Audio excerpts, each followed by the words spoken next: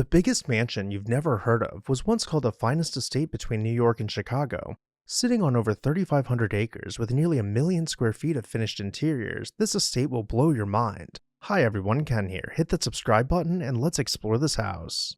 Ohio Columbus Barber, who understandably just went by OC, was born into a working-class family in a modest Ohio village known as Middlebury.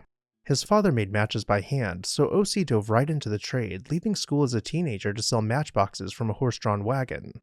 Determined and confident, with a type of charisma that only comes from being over 6 feet tall, he became a partner in the family firm before he was even 21. By the early 1880s, his barber company was one of the biggest match producers in the nation, and in 1881, he orchestrated a massive merger that formed the Diamond Match Company, which soon controlled nearly all match sales in the country. In 1891, he founded the city of Barberton with the dream of building a modern community that served both industry and residents alike. A few years later in 1894, he shifted his main factory there, churning out hundreds of millions of matches every single day.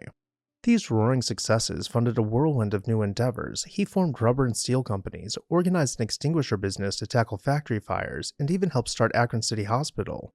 He was the kind of man who, if he spotted a problem, instantly set out to fix it, whether it was finding better ways to manage industrial processes or addressing dangerous health conditions in his factories. By 1905, Barber's attention turned to a grand new project, a scientific farm of sorts on 3,500 acres just outside of Barberton. In 1909, he poured his energy and fortune into building a sprawling estate called the Anadine Farm, named for his daughter Anna and her husband.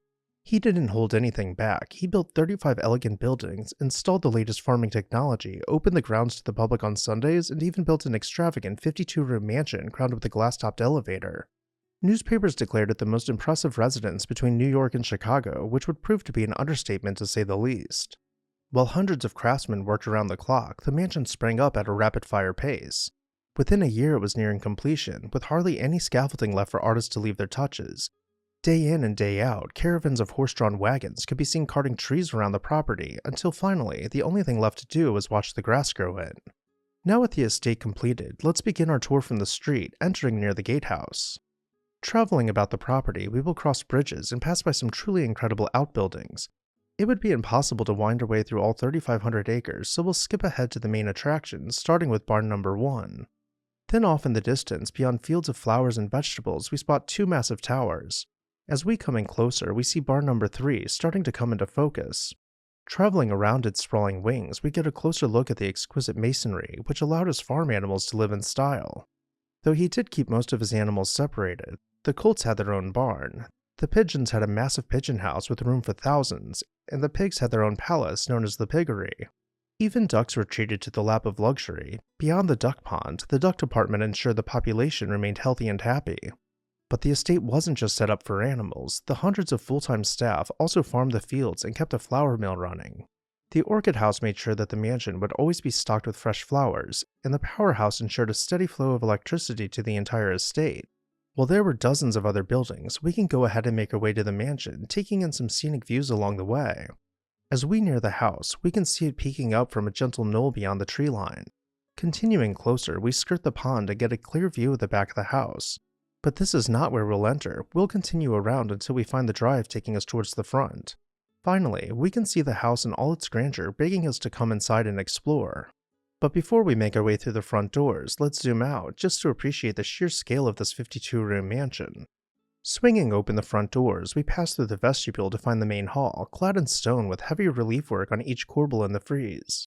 All along the wall, life-size figures have been painted in murals, replicas of works by François Boucher on display in the Louvre. Though had we looked straight ahead from the front door, we would have seen the grand staircase, each step a marble slab with stained glass windows framed by fitted stonework. Off to our right, we'll find the living room beyond glass doors. This is our view as we step over the threshold onto a tiger skin rug, seeing glass-paned bookcases lining the walls and an incredibly intricate coffered ceiling soaring overhead. This is the largest room on the first floor, acting as both the living room and the library. Following the bookcases along the wall, we see a set of French doors that don't quite match. This will take us to the solarium. In the summer months, the windows might be removed to allow for a shaded outdoor patio, and in the winter, you could continue to enjoy the room with a fireplace to keep you warm. Now had we turned the other direction in the main hall, we would have seen a fireplace at the very end of it, marking both the elevator and the entrance to the service wing. But to the right of that fireplace, we would have found a set of French doors opening into the billiards room. And to the left of it, we would have found the dining room, furnished with pieces OC had purchased at the St. Louis World's Fair. Interestingly, for this time period, the formal dining room is unobstructed from the breakfast room, where the family would have enjoyed more casual meals. There are a couple of other rooms on the first floor, including a service wing and OC's office. There is also a formal reception room, but the main hall was simply too enticing to not skip over this formality. Let's make our way back to the grand staircase now and begin heading upstairs. The ceiling height shrinks by a few feet, however, the finishes remain just as opulent as what we saw on the first floor. Up here we'll find OC's bedroom as the largest room on this floor. We'll also see a number of other bedrooms, including his wife's room. Not including servants' chambers, there are 5 bedrooms on this level and a gymnasium, as well as several bathrooms. And up on the 3rd floor, there are 5 more guest suites and several bathrooms as well. But the showstopper on this level is the ballroom, which follows the same footprint as the living room. He and his wife could easily host 100 guests in just this one room alone. Over the years, OC remained a larger-than-life figure in his community, splitting his time between running businesses, welcoming friends to lavish gatherings, and seeking out new projects. When he passed away in 1920, he left behind hopes of turning his farmland into an agricultural college, but he hadn't finished structuring his will to fund it in time. The entire estate changed hands and continued to remain in nearly one piece until the 1960s. By this time, the mansion itself had been widely neglected, with maintenance being deferred. Plans were put in motion to demolish the mansion, which sparked protests from the local community. Unfortunately, nothing could be done to stop the inevitable. Architectural elements and furnishings were stripped from the mansion and sold off in a tag sale, which drew out crowds of hundreds. With the mansion left in shambles, it was time for it to be demolished. Even so, the town of Barberton continues to bear his name, and a few Anodyne farm buildings remain standing as lasting tributes to his unshakable drive. From humble boyhood days selling handmade matches to shaping an entire city, O.C. Barber proved that big ideas backed by relentless energy can light up more than just the tip of a match. And with that, I'll turn it over to you. What did you think about Anodyne Farm? Did you have a favorite building or room? Let me know down below in the comments section. And while you're there, make sure you're subscribed so you never miss an exciting episode of This House.